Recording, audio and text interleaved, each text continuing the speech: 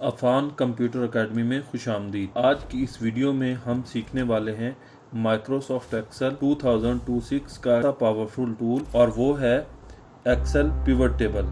Pivot table एक ऐसा tool है जो डेटा को एनालाइज करना बहुत आसान बना देता है। आज मैं आपको बहुत आसान तरीके से एक्सेल 2026 में पिवट टेबल को बनाना, इस्तेमाल करना और इससे डेटा को एनालाइज करना सिखाऊंगा। तो प्लीज़ वीडियो को आखिर तक देखें और चैनल को सब्सक्राइब लाजमी करें ताकि आने वाली वीडियोस आप तक पहुंच सकें। पिवट टेबल को बनाने से पहले ये बात याद रखें कि आपका डेटा ऑर्गेनाइज्ड होना चाहिए, इसमें खाली कॉलम और रोज़ ना हों।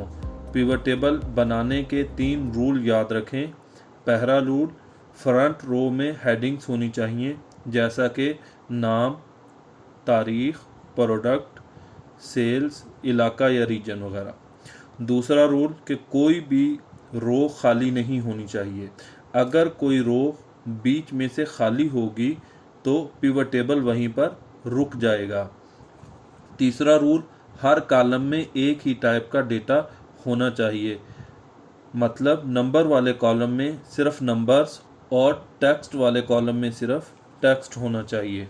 यहाँ पर मैंने कुछ डेटा ऐड किया हुआ है, जिसमें फर्स्ट कॉलम में हमारे पास रोल नंबर्स हैं, सेकंड कॉलम में स्टूडेंट नेम और थर्ड कॉलम में हमारे पास कोर्सेज की डिटेल है जैसा कि ग्राफिक्स डिजाइनिंग, डिजिटल मार्केटिंग और वीडियो एडिटिंग वगैरह।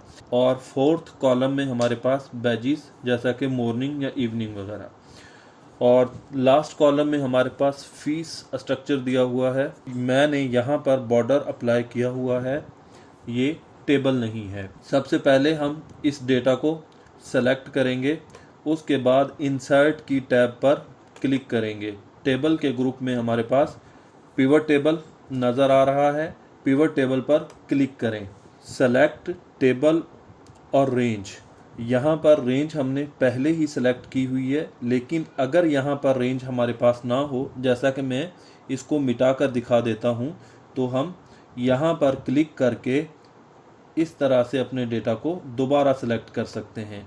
और उसके बाद यहाँ पर हमसे पूछा जा रहा है कि न्यू वर्कशीट पर आपको पिवट टेबल चाहिए या एग्जिस्टिंग वर्कशीट पर। तो हम यहाँ पर एग्जिस्टिंग वर्कशीट पर क्लिक करते हैं और लोकेशन में क्लिक करने के बाद हम यहाँ पर सेल की लोकेशन देंगे कि हमें पिवट टेबल यहाँ से चाहिए, और उसके बाद हम ओके पर क्लिक करते हैं। तो पिवट टेबल ऐड हो चुका है, लेकिन अभी इम्पिटी है क्योंकि हमने यहाँ से कोई भी चेक ऑन नहीं किया। हम यहाँ पर चेक लगाते हैं ताकि डेटा हमारे पास पिवट टेबल में नज़र आए। यहाँ पर हमारे पास 4 बॉक्सेस बने हुए हैं, फिल्टर, कॉलम्स, रोज़ और वैल्यूज़। रोज़ में हमारे पास स्टूडेंट नेम और कोर्सेज आ रहे हैं और बैजेस भी। हम यहाँ से कोर्सेज को क्लिक करके कॉलम्स में ड्रॉप करते हैं ताकि कोर्सेज जो हैं वो कॉलम में नज़र आए। वैल्यू में हमें फ़ीस नज़र आ रही है और फ़ीस को हम हमेशा वैल्यू के कॉलम में ही रखते हैं, तो इसे हमें चेंज करने की ज़रूरत नहीं है। अगर हम बैच को भी कॉलम्स में देखना चाह रहे हैं तो हम यहाँ से बैच को भी पकड़कर कॉलम में ड्रॉप कर सकते हैं। और कोर्सेज को उठाकर अगर हम फ़िल्टर में ले आएँ तो यहाँ से कोर्सेज पर हम फ़िल्टर अप्लाई कर सकते हैं। जैसा कि हम सिर्फ किसी एक कोर्स के स्टूडेंट्स को देखना चाह रहे हैं तो हम यहाँ पर एरो बटन पर क्लिक करते हैं। उसके बाद यहाँ पर सिर्फ जिस तरह मैं ग्राफिक्स के स्टूडेंट देखना चाह रहा हूँ तो मैं ग्राफिक्स पर क्लिक करता हूँ और ओके पर क्लिक करते हैं।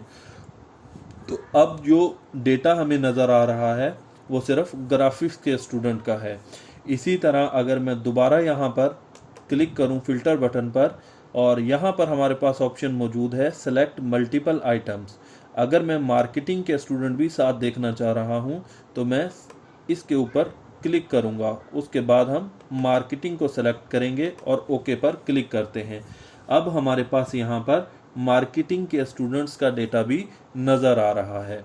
इसी तरह दोबारा हम फ़िल्टर के बटन पे क्लिक करते हैं, और अगर हम दोबारा से तमाम डेटा को दोबारा से देखना चाहते हैं तो हम आल के ऊपर एक मरतबा क्लिक करेंगे और उसके बाद हम ओके कर देंगे। तो यहाँ पर तमाम स्टूडेंट्स और तमाम कोर्सेज़ का डेटा हमें नज़र आ रहा है। इसी तरीके से अगर मैं कोर्सेज़ को ऑफ करना चाहूँ तो हम कोर्सेज़ को यहाँ से अनचेक भी कर सकते हैं। अगर मैं सिर्फ मॉर्निंग या इवनिंग के स्टूडेंट देखना चाहता हूँ तो मैं बैच पर भी फ़िल्टर अप्लाई कर सकता हूँ। यहाँ पर दोबारा से ड्रॉप डाउन बटन पे हम क्लिक करते हैं और अगर मैं मॉर्निंग का डेटा सेलेक्ट करूँ और ओके पर क्लिक करूँ तो अब जो डेटा हमें नज़र आ रहा है वो मॉर्निंग के स्टूडेंट्स का है। इसी तरह दोबारा से हम यहाँ पे क्लिक करते हैं और अगर हम इवनिंग के स्टूडेंट्स का डेटा देखना चाह रहे हैं तो हम इवनिंग पर क्लिक करेंगे और ओके करते हैं। अब जो डेटा हमारे पास नज़र आ रहा है वो सिर्फ इवनिंग के स्टूडेंट का है। यहाँ पर एक और एग्जांपल आप लोगों के साथ शेयर करता हूँ कि अगर किसी भी ऑर्गेनाइजेशन, स्कूल या कॉलेज का डेटा हमारे पास है, हम किसी भी क्लास के स्टूडेंट देखना चाह रहे हैं तो यहाँ पर कोर्सेज़ के सेक्शन में आपके पास अगर क्लासेस लिखी हुई हैं तो आप क्लासेस को फ़िल्टर में ड्रॉप करें और वहाँ से किसी भी एक क्लास या किसी भी एक बैच का डेटा आप इजीली देख सकते हैं। उसके बाद हम चलते हैं अपनी अगली शीट की तरफ जिसमें मैंने कुछ सेल का डेटा ऐड किया हुआ है। यहाँ पर सीरियल नंबर हमारे पास है फर्स्ट कॉलम में, सेकंड कॉलम में हमारे पास प्रोडक्ट्स नेम आ रहे हैं, थर्ड कॉलम में मंथ है और फोर्थ कॉलम में हमारे पास रीजन और लास्ट कॉलम में हमारे पास टोटल सेल आ रही है। अगर आप गौर से देखें तो मंथ के कॉलम में सिर्फ 4 मंथ हैं जिनको हमने बार बार रिपीट किया हुआ है, क्योंकि पिवट टेबल में हमें सिर्फ इसी तरह का डेटा रिक्वायर्ड होता है। उसके बाद रीजन है, रीजन में भी 3 रीजन हमारे पास रिपीट हो रहे हैं। अगर मैं इस डेटा पर भी पिवट टेबल को ऐड करना चाहता हूं तो मैं इस डेटा को सेलेक्ट करता हूं और दोबारा से मैं इंसर्ट पे क्लिक करता हूं और पिवट टेबल पे हम क्लिक करते हैं। यहाँ पे टेबल रेंज हमारी सिलेक्टेड है। एग्जिस्टिंग वर्कशीट पे क्लिक करते हैं और यहाँ से दोबारा से हम लोकेशन और यहाँ से हम लोकेशन वाला सेल इसको सेलेक्ट करते हैं और यहाँ पर हम ओके पे क्लिक करेंगे। प्रोडक्ट्स के नेम को हम ऑन करते हैं, मंथ, रीजन और टोटल सेल को। यहाँ पर जब हम डेटा को ऑन करते हैं तो वो टोटल सेल को वैल्यू के बॉक्स में ही शो कर रहा है और बाकी डेटा हमारे पास रोज में आ रहा है, लेकिन इस डेटा को हम क्लिक करके मूव कर सकते हैं, दूसरे बॉक्सेस में ड्रॉप कर सकते हैं। जिस तरह के मंथ को मैं कॉलम में देखना चाह रहा हूं तो मंथ को मैंने यहां से कॉलम में ड्रॉप कर दिया। आप देख सकते हैं कि मंथ हमारे पास कॉलम्स में आना शुरू हो गए हैं। और इसी तरह अगर रीजन पर हम फिल्टर लगाना चाहें, किसी भी एक रीजन का हम सिर्फ डेटा देखना चाह रहे हैं तो रीजन को हम फिल्टर में ड्रॉप कर देंगे और यहाँ पर ड्रॉप डाउन बटन पे क्लिक करके फॉर एग्जांपल मैं सिर्फ सिंध का डेटा देखना चाह रहा हूँ तो मैं सिंध के ऊपर क्लिक करूँगा और ओके करता हूँ। अब जो सेल का डेटा मुझे नज़र आ रहा है ये सिर्फ एक सूबे का या एक स्टेट का हमें नज़र आ रहा है। इसी तरह अगर हम यहाँ से मल्टीपल स्टेट्स या मल्टीपल रीजन्स देखना चाहते हैं तो यहाँ से सेलेक्ट मल्टीपल आइटम पे क्लिक करें। उसके बाद मैं केपीके पर क्लिक कर रहा हूँ तो यहाँ पर हमें सिंध के साथ केपीके रीजन का भी डेटा नज़र आ रहा है। इसी तरह अगर मैं फ़िल्टर को क्लियर करना चाहता हूँ तो मैं ऑल के ऊपर एक मरतबा क्लिक करता हूँ और यहाँ से ओके करता हूँ तो अब तमाम रीजन्स का डेटा हमें नज़र आ रहा है। और अगर रीजन को मैं यहाँ से ऑफ़ कर दूँ और मंथ वाइज हम डेटा को देखना चाह रहे हैं तो मंथ को उठाकर मैं फ़िल्टर में ड्रॉप करता हूँ और यहाँ से फ़िल्टर में हम किसी भी एक मंथ को सिलेक्ट करते हैं। फॉर एग्जांपल मैं जनवरी का डेटा देखना चाह रहा हूँ तो मैं जनवरी को सिलेक्ट करता हूँ और ओके करता हूँ तो यहाँ पर जो डेटा हमें नज़र आ रहा है वो सिर्फ जनवरी के मंथ का है। इसी तरह अगर हम फर्स्ट 3 मंथ का देखना चाह रहे हैं तो यहाँ से सिलेक्ट मल्टीपल आइटम, फेब को भी सिलेक्ट करेंगे और मार्च को भी सिलेक्ट करते हैं, ओके करते हैं तो अब ये फर्स्ट 3 मंथ का डेटा हमें नज़र आ रहा है। और इसी तरह फ़िल्टर को दोबारा से क्लियर करने के लिए हमें ऑल पे क्लिक करते हैं और ओके करते हैं तो यहाँ से फ़िल्टर हमारा क्लियर हो गया और तमाम मंथ का डेटा हमें नज़र आ रहा है। आप यहाँ से डेटा को अनचेक करके ऑफ भी कर सकते हैं और जिस डेटा को हम देखना चाह रहे हैं उस पर क्लिक करके हम उसे दोबारा ऑन भी कर सकते हैं। जिस तरह के मैं दोबारा से रीजन को कॉलम में ड्रॉप कर देता हूँ। उसके बाद यहाँ पर हमारे पास पिवट टेबल एनालाइज की टैब शो हो रही है। डेटा को सेलेक्ट करते हैं, उसके बाद इंसर्ट स्लाइसर पर क्लिक करते हैं। यहाँ पर देखें कि हम किस कॉलम पर स्लाइसर को इंसर्ट करना चाहते हैं। तो यहाँ से मैं प्रोडक्ट नेम या फिर मंथ का, फॉर एग्जांपल मुझे किसी एक मंथ का डेटा देखना है तो यहाँ से मैं मंथ पर क्लिक करता हूँ और ओके करता हूँ। उसके बाद यहाँ पर देखें, जैसे ही मैं किसी भी एक मंथ पर क्लिक करूँगा तो यहाँ पर हमारे पास सिर्फ उसी मंथ का डेटा यहाँ पर शो हो रहा है। दोबारा से देखें, अगर हम फैब पे क्लिक करते हैं तो ये सिर्फ फैब का डेटा है, और अगर मार्च पे हम क्लिक करते हैं तो यहाँ पर सिर्फ मार्च का डेटा शो हो रहा है।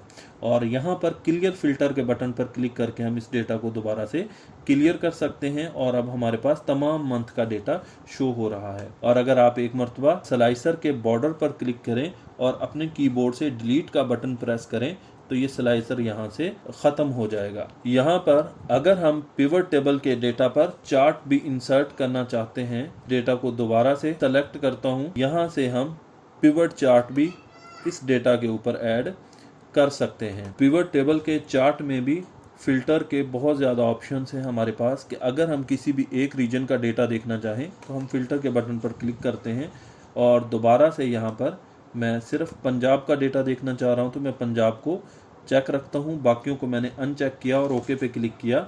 अब यहाँ पर जो डेटा हमें नज़र आ रहा है वो सिर्फ पंजाब रीजन का है। इसी तरह प्रोडक्ट नेम पर भी हमें फ़िल्टर नज़र आ रहा है कि इसमें से कोई भी आइटम अगर हम हाइड करना चाहें तो उसको हम अनचेक कर देंगे, वो आइटम हमारी स्क्रीन से हाइड हो जाएगा। और उसके बाद यहाँ ऊपर की तरफ भी मंथ पर भी हमें फ़िल्टर नज़र आ रहा है कि अगर हम किसी भी एक मंथ का या 2 या 3 मंथ का डेटा देखना चाह रहे हैं और कुछ मंथ हम बीच में से हाइड करना चाह रहे हैं तो हम उसे अनचेक कर सकते हैं। जिस तरह के मैं फैब को अनचेक कर रहा हूँ, उसके बाद ओके पे क्लिक करते हैं तो यहाँ से अब फैब का डेटा जो है वो शो नहीं हो रहा। और अगर हम इन फिल्टर्स को दोबारा से ख़त्म करना चाहते हैं तो हम यहाँ पे सेलेक्ट ऑल पे क्लिक करेंगे और ओके पे क्लिक करेंगे। अब हमारे पास जो डेटा शो हो रहा है वो तमाम मंथ और तमाम रीजन्स का है। अगर वीडियो अच्छी लगी तो वीडियो को लाइक और चैनल को सब्सक्राइब लाजमी करें।